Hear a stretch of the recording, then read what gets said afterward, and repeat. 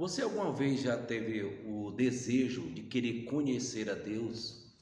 A Bíblia fala que Moisés, ele falou para Deus em uma oração: Senhor, se eu achei graça aos teus olhos, então eu quero conhecer os teus caminhos. Quero que a tua presença seja comigo e com o meu povo. Eu quero ver a tua glória. Esse era o desejo do coração de Moisés. E sempre vem aquela pergunta, depois de tudo o que Deus já havia revelado a Moisés e usado a vida dele para operar grandes sinais e maravilhas na terra do Egito e durante os 40 anos no deserto. Tantos milagres, tanta manifestação sobrenatural, mas Moisés queria saber quem era Deus e conhecê-lo e ver a sua face, e vê-lo com seus próprios olhos. E Deus falou para Moisés que nenhum homem mortal poderia vê-lo e permanecer vivo. Mas Deus deu uma colher de chá para Moisés e diz: olha, eis aqui uma penha, uma pedra, eu vou te colocar sobre essa pedra, e ali entre a frecha ou a brecha entre duas pedras, você vai olhar e eu vou colocar a minha mão e vou passar toda a minha bondade e misericórdia diante de ti. E quando eu tirar a minha mão, tu verás ou me verás pelas costas, porém a minha face tu não verás. E assim Deus o fez com Moisés, que teve essa grande experiência com Deus. Mas eu quero compartilhar com vocês sobre essa pergunta, que deve ser o desejo do nosso coração: quem é Deus? O que diz as Escrituras Sagradas sobre a identidade desse Deus maravilhoso, desse Deus Todo-Poderoso? No livro de Gênesis, de acordo com esse livro, Deus é o Criador dos céus, da terra e do mar, e de todos os animais que voam sobre os céus, que rastejam pela terra e que estão nas águas dos mares, dos rios, dos oceanos, e de tudo que tem vida. Deus é o Criador do homem e da mulher. Para Adão e Eva, ele é o seu pai, porque Deus os fez à sua imagem e semelhança. Assim Deus criou, de acordo com Gênesis capítulo 1, versículo 26, macho e fêmea, homem e mulher, à imagem e semelhança de Deus.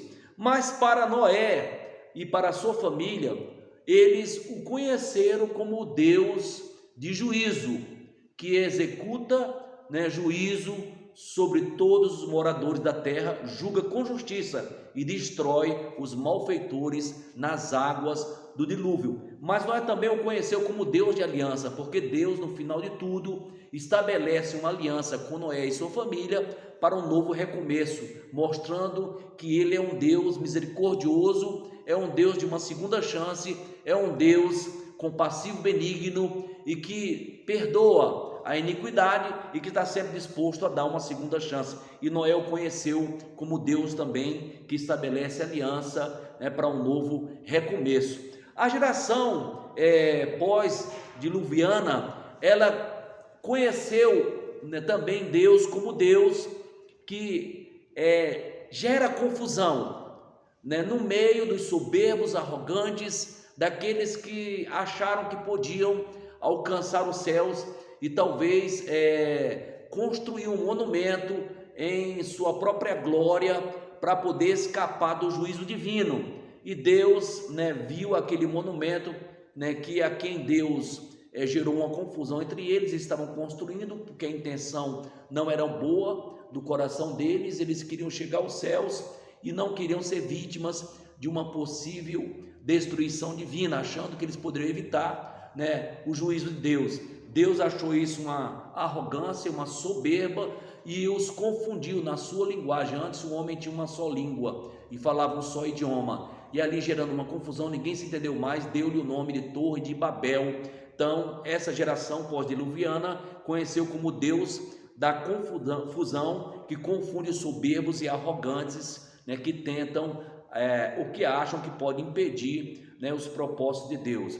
Mas o patriarca Abraão conheceu a Deus como o Deus de promessas, que estabelece aliança e cumpre a sua palavra. Está em Gênesis capítulo 12, versículo 1 e 3, quando Deus chama Abraão a quem depois lhe dá o nome de Abraão, para que ele saísse da sua terra, né, do meio da sua parentela, para uma terra que Deus o mostraria, uma terra que manava leite e mel, uma terra de delícias, uma terra próspera, abençoada, uma terra que Abraão iria ser peregrino, mas que Deus lhe daria por possessão, por herança a ele e a sua descendência. Então Abraão conheceu como Deus que chama, que escolhe, que faz promessas, que estabelece aliança e que cumpre a sua palavra. Também o mesmo patriarca Abraão conheceu Deus como Deus é o Shaddai, o Deus Todo-Poderoso, está em Gênesis capítulo 17, versículo 1. E na convivência do relacionamento que Abraão foi cultivando com Deus, onde ele chegava, se estabelecia, armava suas tendas, edificava altares, invocava o nome do Deus Todo-Poderoso, a quem ele conheceu. Ele também teve experiência que ele conheceu Deus que peleja suas batalhas. Está em Gênesis 14, verso 17, quando ele foi resgatar seu sobrinho Ló, que tinha sido levado cativo na guerra dos 4 reis contra os 5 reis. Então, o Senhor dos exércitos, o Deus que peleja suas batalhas, deu vitória a Abraão, mesmo estando com pouca gente, com 318 homens treinados em sua casa, venceu 5 reis, numa grande batalha ali travada. Abraão também o conheceu como Deus, que foi quem lhe deu a vitória, a quem Abraão entregou a 10ª parte dos bens, dos seus bens, do que ele conquistou naquela guerra. Então ele dá o dízimo de tudo a um sacerdote chamado Melquisedeque, rei de Salém, que significa Deus de justiça, e que esse sacerdote tipifica Cristo, tá? Uma figura de linguagem, porque era um sacerdote que não tinha princípio nem fim de dias, nem se conhecia sua genealogia. Sabia-se que ele era sacerdote do rei, sacerdote do Deus Altíssimo, sacerdote, e ele era rei de Salém, que também tipifica a Jerusalém celestial. Abraão deu-lhe o dízimo, a 10ª parte, reconhecendo que é Deus que dá a vitória, que tudo é Deus que dá, que é Deus, que conduz em triunfo. Também Abraão conheceu Deus, o Deus que lhe dá por herança a terra das suas peregrinações, o Deus que lhe dá um filho, um herdeiro, e multiplica sua linhagem de uma forma milagrosa. Abraão era um homem avançado em idade, junto com Sara, sua mulher, e ela não podia engravidar, já tinha passado o incômodo das mulheres, e Deus fez uma promessa para Abraão, que lhe daria um filho, e que nesse filho Deus iria cumprir as suas promessas. Então ele era o filho da promessa, e assim Deus cumpriu, lhe deu Isaque por herança. Mas também é o Deus que pede o maior sacrifício que alguém pode ofertar a esse Deus, para provar se realmente ele amava a Deus, e lhe pediu Isaque, seu único filho, em sacrifício. E Abraão obedeceu, porque era fiel, obediente, e ele acreditava que Deus era poderoso para até dos mortos devolver Isaque. Abraão estava disposto a sacrificar seu único filho, que ele já era o filho da promessa, o filho de uma forma sobrenatural, porque Sara, avançada em idade, junto com Abraão, tiveram ele. Então Abraão, mesmo assim, quando ouviu a voz de Deus pedindo Isaque em sacrifício, prontamente se prontificou a sacrificá-lo, mas Deus não permitiu. Então isso lhe foi imputado por justiça. Então dessa forma Abraão conheceu a Deus como Deus que lhe pede o que ele tem de mais precioso, para provar o amor que ele tinha, se realmente ele confiava em Deus. E daí em diante a gente também vê que nessa experiência Abraão conheceu o Deus de toda provisão, Jeová Jireh, o Deus que providencia tudo o que você precisa, tudo o que ele precisava. Também Abraão conheceu o Deus que estabelece, confirma a aliança e está sempre lembrando e trabalhando para cumprir o que ele prometeu. Então Abraão conhece Deus como esse Deus de alianças. Deus está sempre falando: contigo estabeleço a minha aliança contigo e com a tua descendência depois de ti, que te darei a terra das tuas peregrinações, que te abençoarei, que te multiplicarei, que tornarei o teu nome grande entre as nações da terra. E assim Abraão conheceu esse Deus. Também Abraão conheceu Deus como juiz de toda a terra, porque Deus enviou no período de Abraão os anjos para poder destruir Sodoma e Gomorra, exercendo um juízo por causa da maldade, da corrupção, da perversão dessas duas grandes cidades e das cidades circunvizinhas daquela região, que havia se corrompido, e Deus estava ali exercendo juízo, porque o clamor tinha chegado até os céus. Na sequência, quando você vai olhar sobre essa definição de quem é Deus, o próprio Jesus, lá no capítulo 4 do Evangelho de João, versículo 24, responde à mulher samaritana: Deus é Espírito, e importa que aqueles que o adoram, o adorem em espírito e verdade, porque são a tais adoradores que Deus procura. Poderíamos falar aqui muito mais, de definição sobre a pessoa de Deus, quem Ele é, e a própria Bíblia fala dos seus atributos, que Ele é onipotente, onipresente, onisciente, que Ele está no controle de todas as coisas, que Ele é soberano, que Ele é Deus misericordioso, compassivo, benigno, tardio em iraça e grande misericórdia, que perdoa o pecado, que de uma certa forma retribui a cada um segundo as suas obras, o Deus que dá a vida, o Deus que sustenta, que nutre, que alimenta, o Deus que exerce juízo, o Deus que está no controle da história, que é soberano, que é poderoso para salvar, que tem promessas, que é bom o tempo todo, que é fiel, que é presente, que está conosco, que se importa conosco, que nos ama